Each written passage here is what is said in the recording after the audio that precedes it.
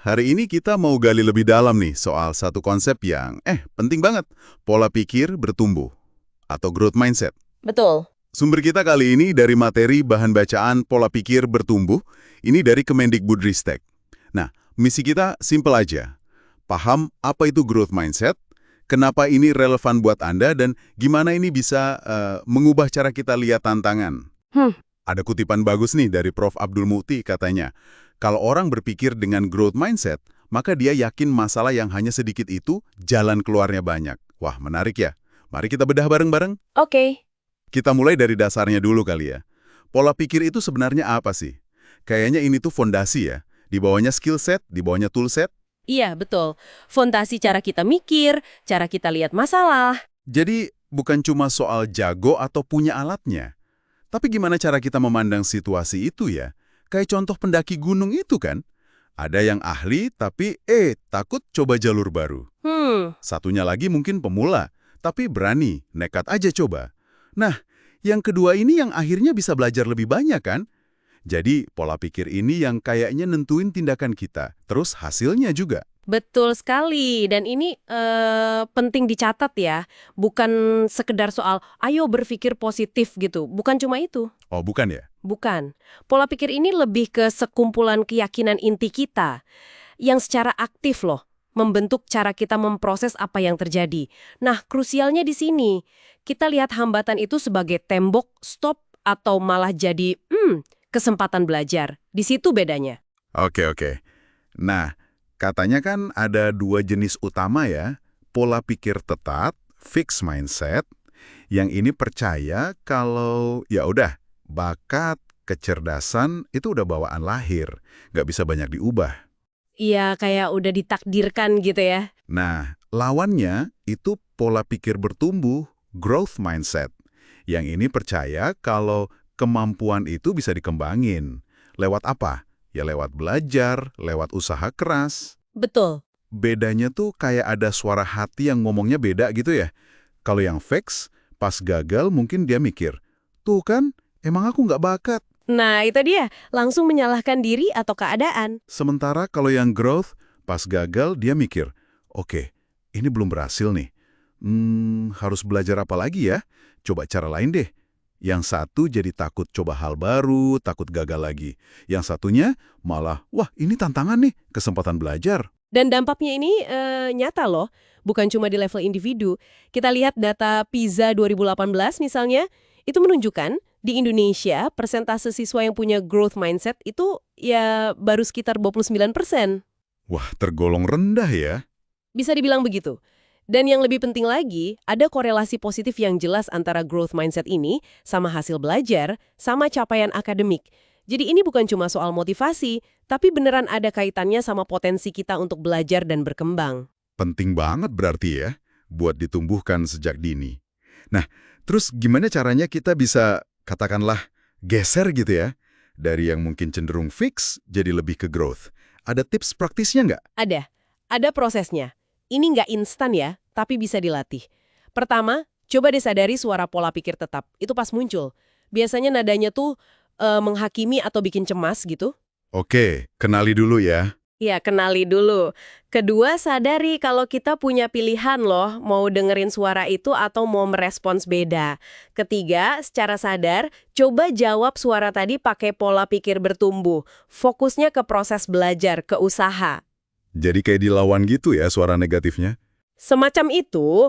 Keempat, dan ini paling penting, ambil tindakan nyata, lakukan sesuatu yang sesuai sama respons pola pikir bertumbuh tadi. Dicoba aja. Jadi ingat konsep the power of yet. Kekuatan kata belum. Itu kayaknya simpel tapi ngena banget ya. Tepat sekali. Mengubah kalimat, saya nggak bisa ini, jadi saya belum bisa ini. Rasanya langsung beda gitu ya. Kayak membuka pintu, nggak langsung nutup kemungkinan. Betul. Dan ini bukan cuma, kata-kata manis aja. Ada dukungan dari neuroscience loh. Jadi ilmu tentang otak kita. Oh iya? Gimana tuh? Jadi pas kita ngerasa sulit, tapi kita terus coba, nggak nyerah, itu aktivitas di bagian tertentu di otak kita justru terpicu, aktif. Nah, ini bikin proses belajarnya jadi lebih nempel, lebih efektif. Wah, keren juga ya. Iya, Ini sejalan juga sama konsepnya Prof. Manu Kapur, namanya productive failure. Jadi, kesempatan buat kita berjuang mecahin masalah, meskipun awalnya gagal, itu justru bikin pemahaman kita lebih dalam buat jangka panjang. Jadi, gagal itu bukan berarti stop, tapi sinyal otak lagi kerja keras buat belajar. Oke. Jadi kegagalan itu bagian dari proses belajar otak ya? Menarik. Nah, kalau kita tarik ini ke konteks misalnya kepemimpinan deh. Growth mindset ini perannya gimana? Penting banget kayaknya ya? Oh, krusial banget. Pemimpin yang punya pola pikir bertumbuh itu biasanya lebih adaptif. Nggak kaget kalau ada perubahan, terus lebih berani inovasi, cari ide baru, nggak takut coba-coba. Lebih tahan banting juga ya berarti kalau ada masalah? Nah itu dia, lebih resilient, lebih tangguh. Dan yang penting lagi, mereka terus belajar, continuous learning. Ada satu hal menarik lagi, mereka ini cenderung lebih terbuka soal tantangan, bahkan soal kegagalan mereka sendiri ke timnya. Oh, berani mengakui ya? Iya, dan ini efeknya bagus banget. Bikin tim jadi merasa aman secara psikologis. Mereka jadi nggak takut juga buat coba hal baru, buat ngaku kalau salah atau belum bisa. Jadi tercipta budaya belajar bareng. Oke, dan ini pasti nyambung juga ke kreativitas dan inovasi ya, apalagi di zaman sekarang yang sering disebut VUCA itu kan, yang serba nggak pasti. Betul sekali. Pola pikir ini kayak jadi bahan bakarnya siklus penting. Iterasi, kita lakuin hal yang sama berulang biar mahir. Terus kreativitas, kita mulai mikir cara baru yang lebih oke. Dan akhirnya, inovasi, kita terapkan cara baru yang lebih baik itu. Jadi kreativitas di sini bukan cuma ide doang ya? Bukan cuma punya ide liar, tapi kemampuan buat menciptakan sesuatu yang bernilai dari pengetahuan kita. Ini kombinasi dari penguasaan, mastery, pemahaman diri, dan tujuan, identity, sama kemampuan berkreasi, creativity. Wah, ini modal penting banget buat hadapi dunia yang terus berubah kayak sekarang. Biar VUCA-proof istilahnya. Oke, jadi kalau kita coba simpulkan nih ya, pola pikir bertumbuh ini intinya keyakinan kalau kita itu bisa kok berkembang. Lewat apa? Ya lewat dedikasi, lewat kerja keras. Ini ngubah cara kita mandang tantangan, gagal, bahkan proses belajar itu sendiri. Relevan banget ya buat pengembangan diri kita, buat kepemimpinan, sampai buat dorong inovasi. Iya, dan mungkin perlu diingat ya, pindah ke pola pikir bertumbuh ini tuh sebuah perjalanan, proses, bukan kayak pencet tombol, langsung berubah gitu. Butuh waktu ya? Betul. Intinya ada di pilihan kita setiap kali ketemu kesulitan atau kegagalan. Mau respons gimana? Nah, sifat-sifat kayak gigih, tekun, persistence, tangguh, resilience, itu semua buah nyata dari pola pikir ini dalam tindakan kita sehari-hari. Menarik sekali. Nah, sebagai penutup nih, kami mau ajak Anda semua buat merenung sejenak.